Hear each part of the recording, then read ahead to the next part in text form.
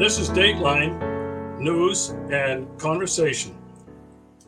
Before I introduce my guests, they both have been on the show before, I'd like to encourage you again to subscribe, join the Friends of Crimea, Friends of Russia Telegram channel. And you can do that by sending an email to the email address below. You will find a daily aggregation of all the news, not fake news, real, true news about Russia, Russia in international affairs, this conflict that's in Ukraine, the BRICS summit, and going forward from that, you will find troves of incredible, truthful articles and analysis on the Friends of Crimea, Friends of Russia Telegram channel. My guests tonight, two friends, they both were here in Crimea and they were in Russia back in April. I want to welcome to the show Dmitry Lascaris and Dan Kovalik. Welcome back to the show, my friends. Thank you for having us, Regis. Yeah, thanks for having us, Regis. It's a pleasure. You two guys have been stalwarts. It seems to me you've been all over the place, commenting on, all kinds of things, but you were commenting on Russia and Crimea and the war in Ukraine. You were both here. You were right next door, and you got firsthand information. So what I'd like to do, first of all, and Dmitry, I'll start with you. You went back to Canada, and you really did a gutsy thing. You traveled, I think, I don't know if it was from one side of the country to the other, but you went kind of on a mission of peace. Can tell us a little bit about that? Well, I've got longstanding relationships with local peace groups around the country. I work with them on a variety of projects, including opposition to buying F-35s, Canada's government doing that, NATO opposition, opposition to the bombardment of Libya, and on and on. And they know me well. I know them well. We have a wonderful time working together. And they were following closely my reporting from the Russian Federation in April. And when I came back, a representative of 44 peace groups from across Canada approached me, somebody I know very well, and for a long time, his name is Ken Stone. And he asked me to do a national speaking tour.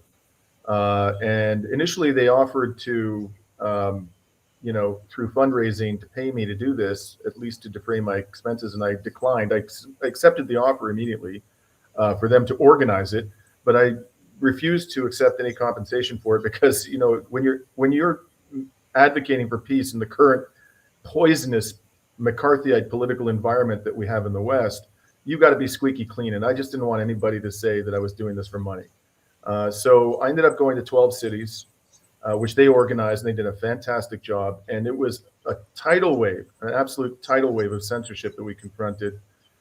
We had 4 venues cancel on us at the last second because they were under intense pressure. But ultimately, we always managed somehow to secure an alternate venue. On one occasion, I actually had to go in my hometown of Montreal. They harassed the venue they found out where it was going to be 12 hours beforehand. They harassed it so much that the owners of the business thought that this was going to do serious damage to their business. We couldn't find an alternate venue, so I had to go and deliver my presentation in a park, which was a few blocks from my home. And there were some 30 protesters there, pro-Ukrainian protesters, calling me a liar and a fascist and other unsavory things during the entire time that I was delivering the presentation. So it was a very difficult and stressful experience, I have to admit, but I was very encouraged by the reaction we got from people who attended and by the levels of attendance. And I think there's a real hunger out there for a more honest conversation about this depraved proxy war. Yeah. I'll come back to you again to follow up on some of your subsequent travels, and you've now found your way back to Greece.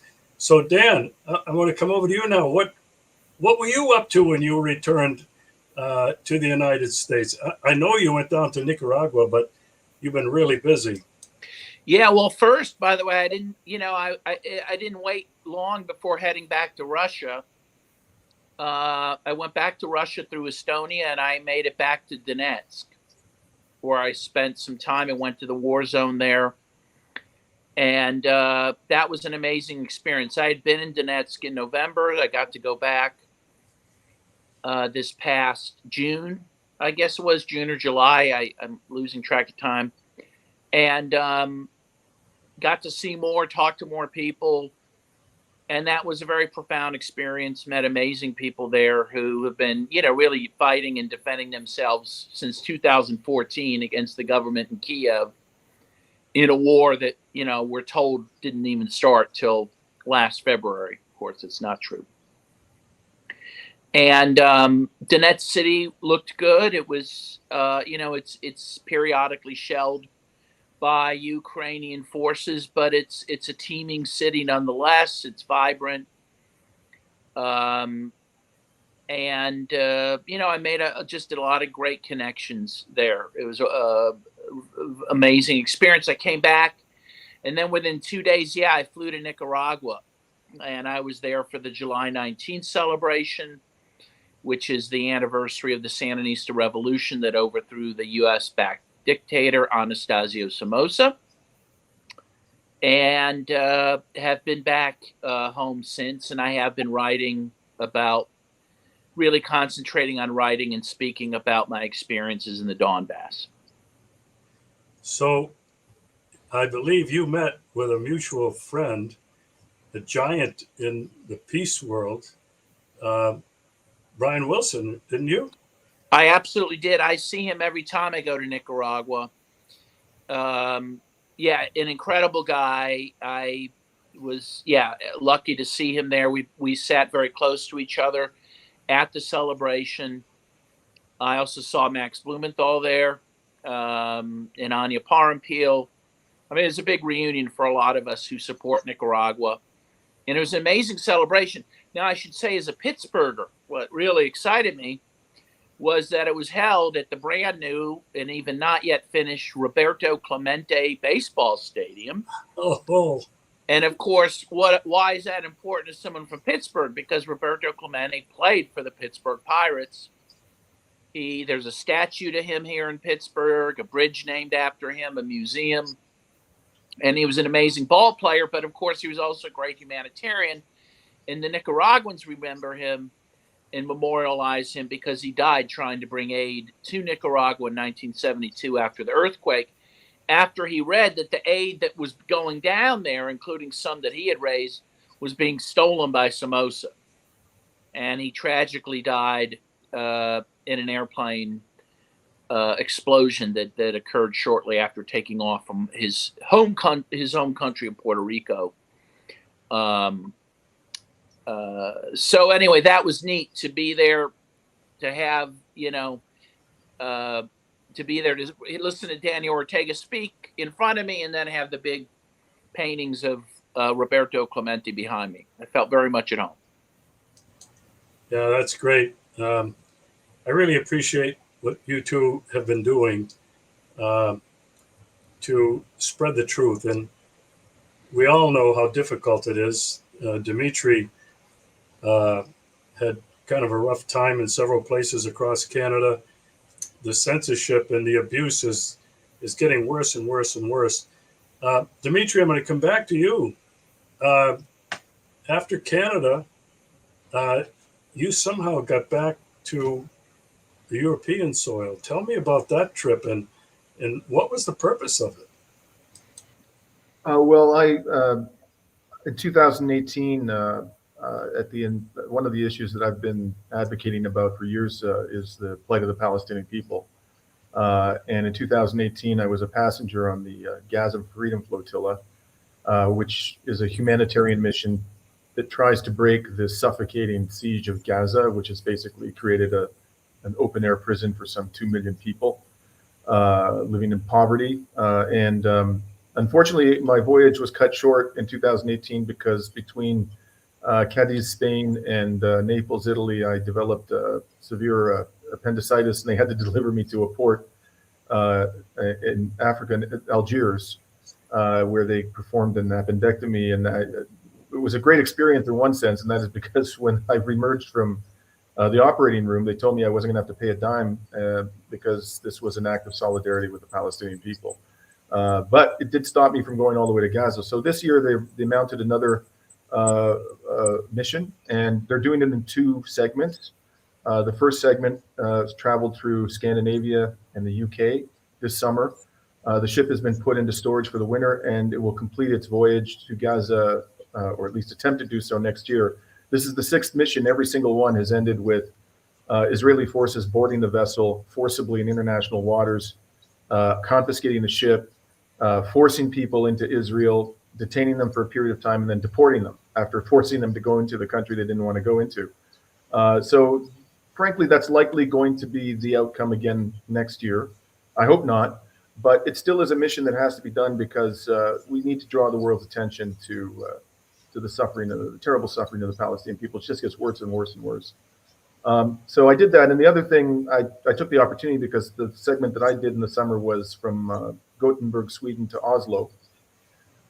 And then I decided to go to Poland because I wanted to see with my own eyes how the Ukraine war was affecting that country. And I was there for 5 days and we can get into that if you want, Regis, but the short version is that I was astonished at how little the country seemed to be affected by the Ukraine war. I saw no Ukrainian flags. I didn't encounter any Ukrainian refugees, although I know a great many of them are there somewhere. I didn't encounter any people speaking Ukrainian. I didn't see any military assets. I went to the border of Ukraine and Poland. I was within a couple of kilometers driving north to south along the Ukrainian-Poland border. I saw nothing but farmland, no military forces, nothing. It was quite surprising.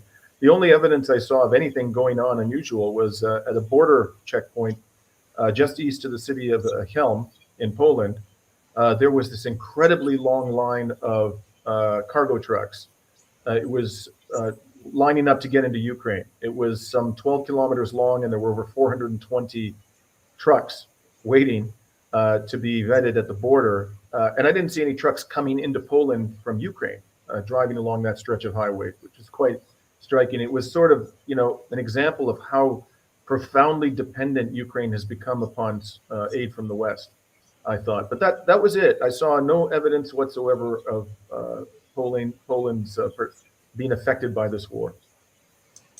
Can I say something kind of because that's a good segue for something I want to talk about? If that's well, it's your show. Take it away.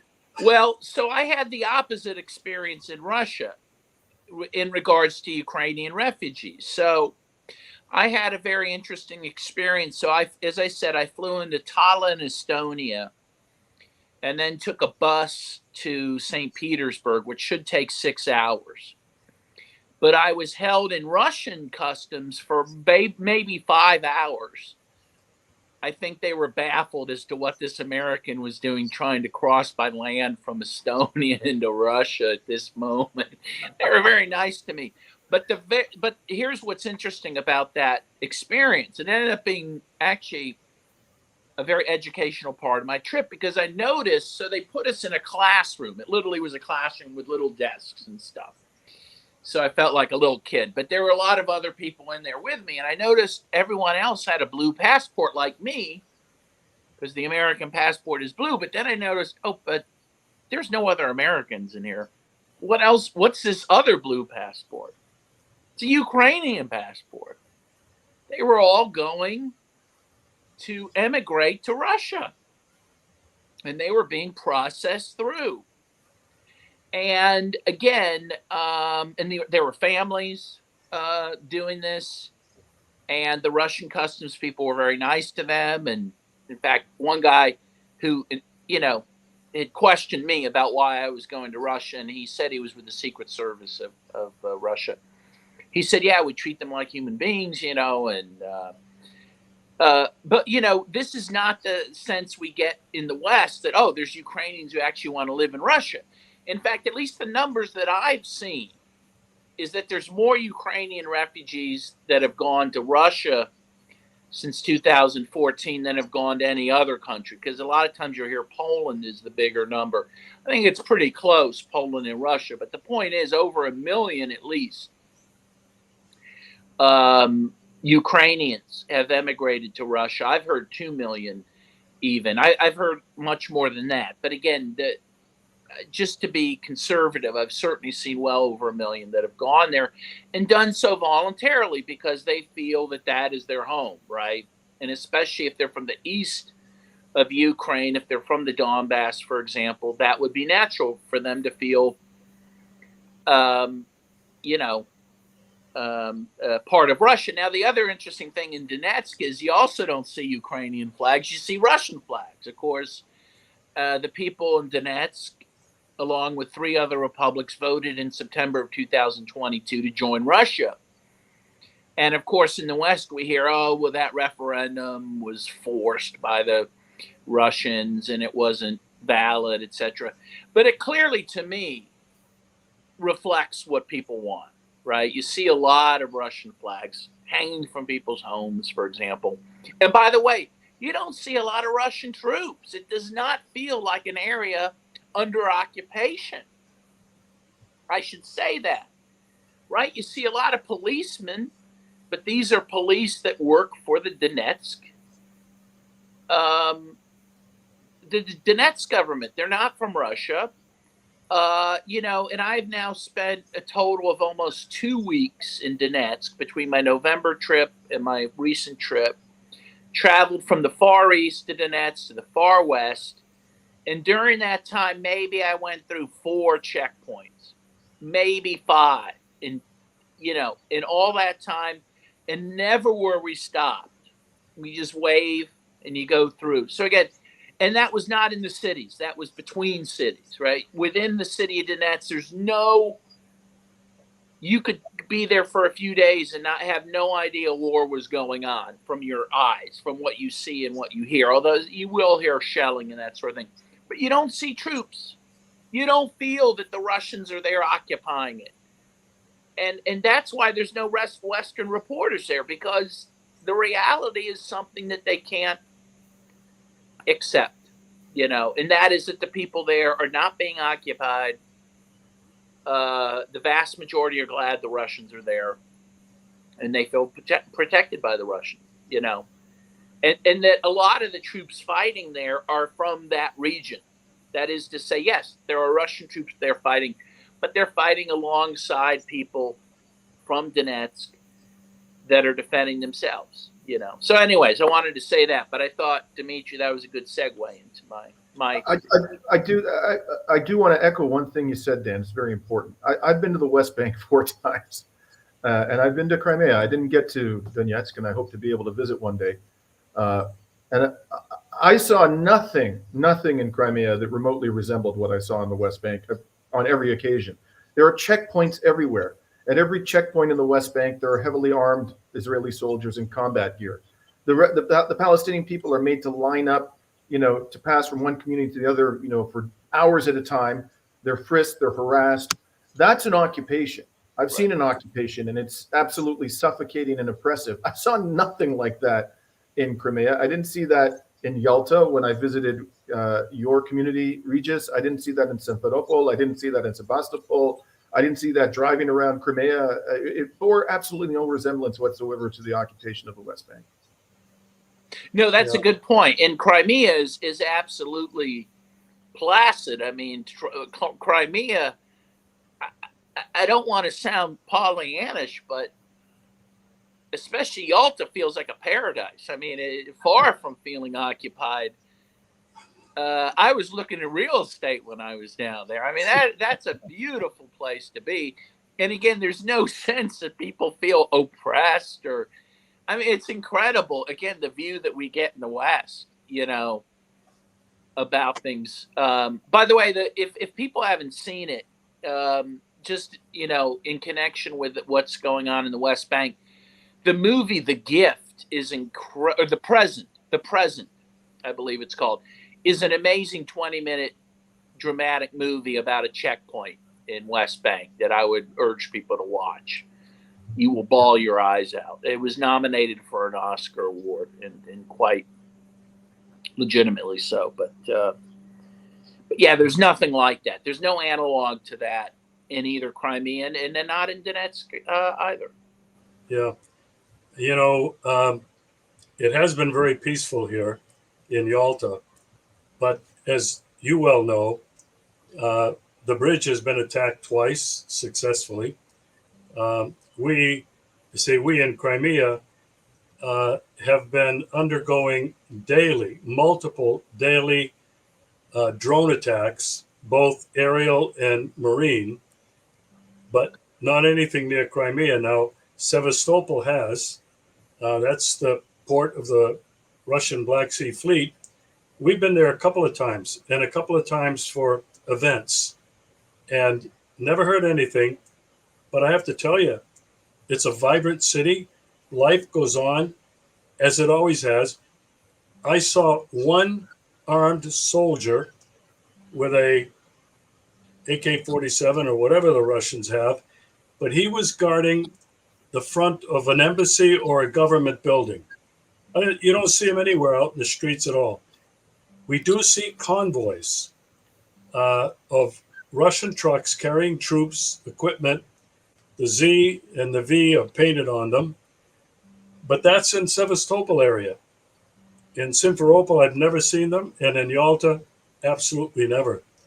All right, I want to change gears here because I'd like your opinion on what I think is a really huge geopolitical story: the BRICS. They just finished their meeting in South Africa. They've accepted new members. I don't think this can be talked about enough because people are focused on the war in Ukraine, NATO, the EU, and now China. The United States is trying to get, South Korea and Japan and Australia all militarized to go against China. But at the same time, on this geopolitical level, this different kind of world is emerging. Dmitry, I'm going to go to you first. What are your thoughts on BRICS, this whole idea of a new movement, and I think it is a movement, and where do you think it's going, Dmitry? Well, the thing that I find most striking about the BRICS, and I think that the BRICS is part of an absolutely momentous and historic movement away from unipolar hegemony to multipolarity. And it's happening at breathtaking speed, and it's awesome to behold, to see this change happening on such a scale so quickly. But what has always struck me about the BRICS is the extraordinary diversity, in every sense of the word, of the BRICS relative to its Western counterpart, the G7. The G7, with the exception of Japan, is Western European economies plus two countries that were colonized by Western Europeans, Canada and the United States. And all of them have highly similar economic systems. With the exception of Japan, they're all linguistically, culturally, historically very similar. The political systems are very similar. It's a high degree of homogeneity. But the BRICS is extraordinarily diverse by contrast. You have China, a massive country with a huge industrial base, led by a communist party that has lifted hundreds of millions of people out of poverty in the last several decades. You have India, which is not even remotely capitalist. It's a relatively right-wing government. I'm sorry, not even remotely communist. It's, of course, quite capitalist. High levels of poverty still. Then you have now entering two fundamentalist Muslim governments, which have their own economic organization, namely Saudi Arabia and Iran. You have Brazil, which is currently led by a left-leaning president, Lula, and a secular government. And then you have Russia, which is what I would regard as a system of state capitalism, which is, led by a government that is deeply committed to the Russian Orthodox Church. How is it that these countries, with such extraordinary linguistic, historical, economic, political diversity have come together? What is the glue? The glue that holds them together is an absolute implacable determination to bring to an end the era of Western hegemony. And as long as those countries, with all of their massive resources, with their industrial capacity, with their technological sophistication, are determined to trade with each other and to work with each other in a politically cooperative manner, no matter what pressure may be applied upon them by the West, I think the West is doomed. at least the Western era of hegemony is over. To me, it's just a matter of time before they have to come to that realization. This is a momentum that cannot be stopped. And the question really for us living in the West is, are governments going to have the sense to give up their aspirations for global domination? And that really comes down to whether the United States government will have the sense to do that. Or are they going to try to take us down with them? I mean, and there are people within the US government and other Western governments, including the Canadian government, frankly, who seem quite willing to imperil the future of humanity if that's what they feel is necessary in order to maintain the world domination which Western European countries and their progeny have effectively exercised for centuries. I'm hopeful that eventually these people are going to come to their senses, these so-called leaders of the West, and are going to realize that their future, the future of their peoples, lies in moving away from a competitive model of domination to a cooperative model globally and internationally, and respecting the sovereignty of other states, while at the same time, of course, insisting that their own sovereignty be respected.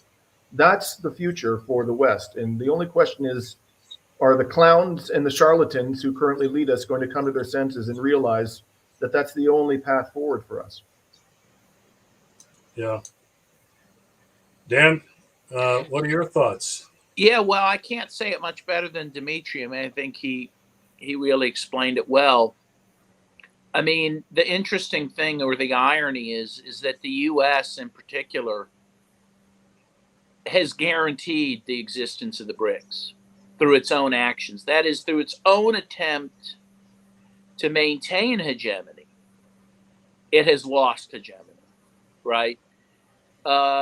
Its attempt to control the world has caused it to lose control and to force these countries into alliance with each other, to have their own ways of trading with each other, eventually not to have to depend on the US dollar, because the US has wielded the dollar in a way to try to bully other countries and to impoverish countries that don't comply with US demands.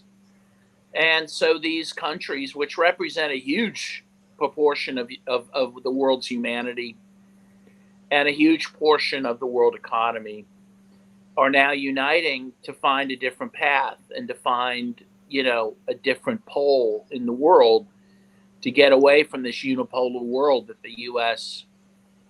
really has controlled since the collapse of the Soviet Union in 1991. And again, the U.S. has so misused its power to start wars of choice all over the world, that the world is rebelling now. And that's what the BRICS represents. It's the world that's rebelling. Yeah, the other interesting thing, they don't have this organizational structure and a charter and rules. They're solving it all. Really, it's like basic democracy, discussing, trying to come to consensus without the acrimony, without the polemics, without the conflict, but all seeking to find a better way through a completely different model or paradigm of how to deal with each other. Dmitry expressed it really very well. I'm inclined to believe that this war in Ukraine, and I don't call it a proxy war, it's a war of the United States against Russia, been going on for decades. The goal is to take down Russia, but this has accelerated this process tremendously, I think, because a combination of the sanctions that the U.S. has imposed on Russia that have backfired, they blew up the pipeline, and there really is little doubt it's about who really was behind it, forcing all of Europe really into recession. Economies are collapsing. And I think you'll agree with me, I think the rest of the world is looking at this and saying, we don't want any part of that. And this is what we're describing as United States hegemony. All right, I want to shift gears with the time that we have left. I don't cover the United States domestic news really at all. I'd like to get sometimes the feedback on what the American people are feeling from friends that I have, and most of them are in the peace movement. Most of them are, very involved in alt media like we are. But I want to ask you this, Dan. I'll start with you first this time. The people here in Russia, they're not talking about it a lot, but they know that the Biden family is up to no good. What I'm reading is that Hunter Biden's laptop contained, I don't know, thousands of references to deals that were made and names that they have. And the FBI had it all. And it all points to Joe, the big guy. And the firing of the Ukrainian prosecutor who was investigating Burisma, where Hunter was employed. What are your thoughts on what the heck is going on in the United States with this Hunter Biden thing and the FBI trying to conceal all of this for the last 2 or 3 years? Your thoughts? Yeah, well, clearly, and we know that is what happened. We know that when the Hunter Biden computer surfaced, and remember how it surfaced. I mean, it was just, Hunter Biden had taken it in to have it fixed, by a computer geek, and never came back for it. And the guy figured out what was on it. And he, if my recollection is correct, actually, I believe he sent it to authorities right away because he knew something was shady on it.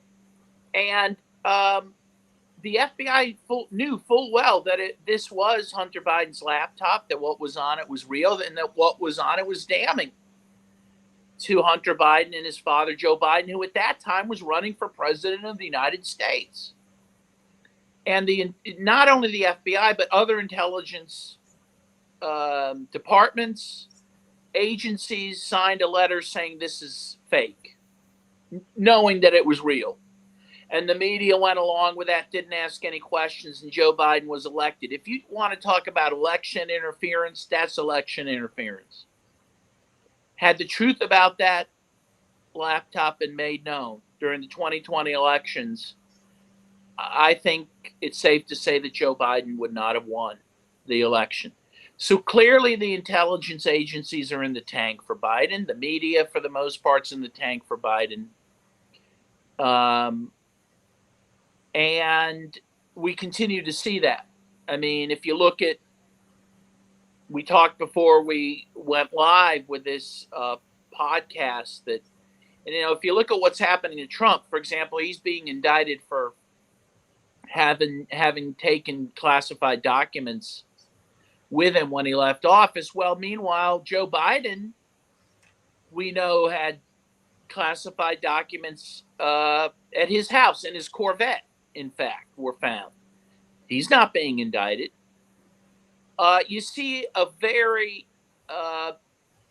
partisan justice system, if you can even call it that, operating here to try to, again, guarantee that Biden's going to win and that Trump's going to lose. And whatever you feel about, we talked again before we went live, I'm not a fan of Trump, but at the same time, I am concerned what this does to what's left of the U.S. democratic system when you selectively go after one guy to destroy his campaign and you don't go after the other guy. Now, I do think Biden's days of impunity are numbered. I do think there's more and more stories coming out about his family's misdeeds.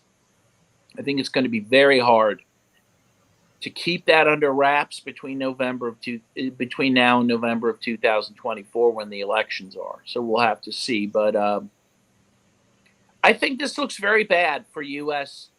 democracy. The U.S. starts wars around the world claiming that we're doing so to defend democracy. Now, the three of us on this call, know that that's just, ridiculous and not true. But, you know, I think a lot of people believe that, but I think that that is now, you know, impossible to believe anymore because we don't even have a democratic system here.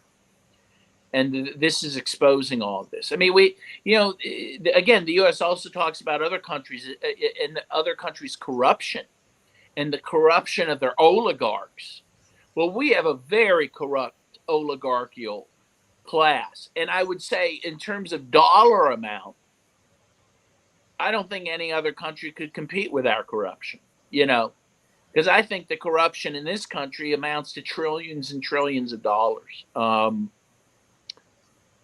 And so, you know, the sooner people realize that, the better. All right. I think I have to agree with you on the level of corruption in the United States. I think it's unparalleled. Dmitry, your thoughts. Now, you're Canadian, you're living in Greece, you've traveled the world, you worked as a really high-powered attorney for a number of years in New York City and in, I think it was Paris. What are your thoughts on what's happening south of the border from where you were born in Montreal? Well, you know, we Canadians, like 90% of the population lives within 100 kilometers of the U.S. border. And if you watch our television, it's probably the vast majority of the programming available in Canada is coming from the United States. So the way I put it is we have a front row view on what's transpiring in the United States at any given point in time. And in fact, we are profoundly affected by it. And we're like, sometimes they call Canada like the 51st state, but we're not even that because we don't get to vote in elections that have a profound impact on our country. Absolutely profound. From my perspective, sitting there looking south, I am absolutely gobsmacked by what I'm watching. I could not agree more with what Dan just said about this was flagrant interference in the 2016 election. Dozens of so-called intelligence professionals, people at the top, at the apex of the U.S. security establishment, knowing that this was the real deal, the Hunter Biden laptop, characterized it. I think the formulation they used was it had the hallmarks of a Russian disinformation campaign. Yeah. Mm-hmm. So they not only lied through their teeth about the thing being fake or implying that it was fake, they pointed the finger at Russia. I mean, as they always do. And it's amazing that the mainstream media in the United States spends so much time talking about foreign government interference when its own security apparatus is flagrantly right in front of our eyes, quite probably altering the outcome of the 2020 election. It was, you know, they just basically stole the election from Trump. I have absolutely no respect for Trump whatsoever. If you looked at my social media commentary during the 4 years that he was the president, I was constantly berating the man. And my negative opinion about him hasn't changed. But the fact of the matter is, the election was stolen from him. And if you care about democracy in the United States, that should upset you, whatever your opinion about Trump may be. And in terms of these indictments, I mean, one of them, they're criminalizing, as I understand it, Trump's contesting the legitimacy of the 2020 election. Now, that reminds me, wasn't that precisely what Hillary Clinton did in 2016? Didn't she falsely allege, didn't she lie through her teeth and claim that the Russian government hacked the election, that Trump was colluding with Vladimir Putin, that he was just a puppet of Vladimir Putin, and that if it wasn't for Russian government interference, he would have won? That's precisely what she did.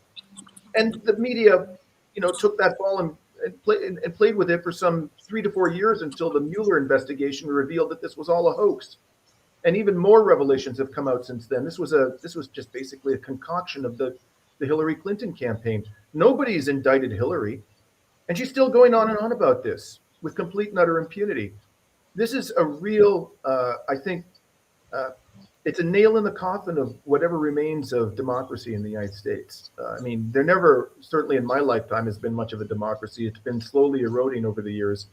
And not that there's much in my country either, believe me, either in Canada or in Greece. You know, it's arguable whether either of those countries constitutes a democracy now. But certainly in the United States, I think it's over.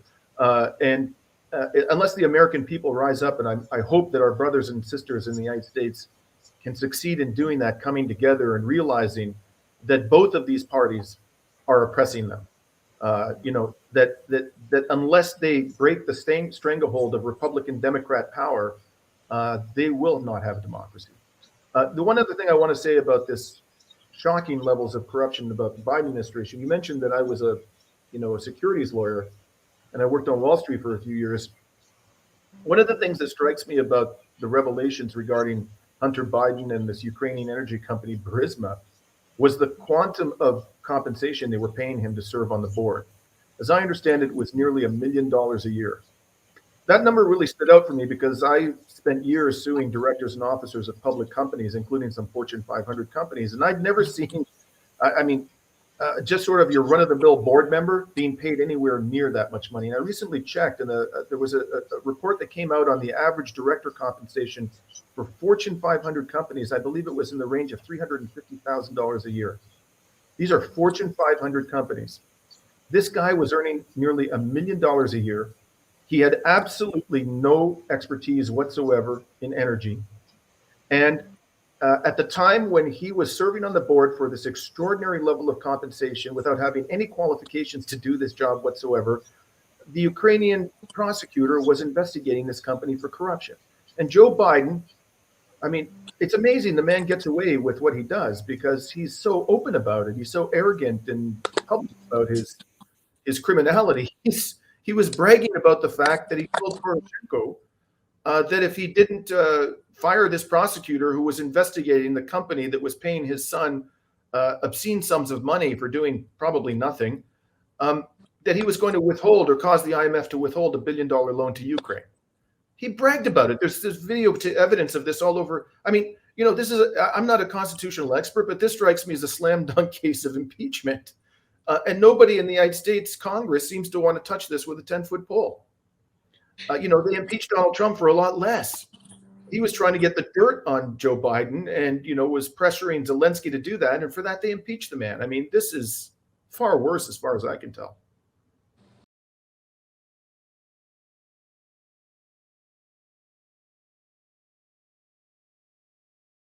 Well, maybe there's something else you and I should chat about while we're waiting for you just to come back. By the way, what's your next adventure in life? Oh, well, I was invited to go to China in November, so I'm going to do that. And I've never been to the Far East, so I'm looking forward to that. That's great. You know where are you going to try to get into Xinjiang by any chance? I don't. I think I'm going to Beijing, and I'm going there for the World Peace Council. I'm on the board of the U.S. Peace Council. My guess is that I'll probably. Usually they make you come in and out for that. I'm not sure I'm going to get a lot of chances to leave Beijing. So actually, if I could do anything, I'd love to go take a train to North Korea. That would be pretty amazing. But I don't know if that's going to happen. So the details are yet unknown. So, but I'm pretty excited. How about you? Actually, I'm going to try to go. I was just invited to go by the Chinese embassy to Tibet and to another part of China that I hadn't heard of before, but I couldn't do it in September. So I'm going to try to go in January and February, and I do want to go to Xinjiang and see myself how the Uyghurs are faring in that part of the country. And I too would love to go to North Korea. Do you have any idea how to get in there? Is it even? I don't know. I know people have done it. I could find out, but I don't know how to do it. Well, if you do figure out, how to do it, please let me know because I would very much like to visit the country.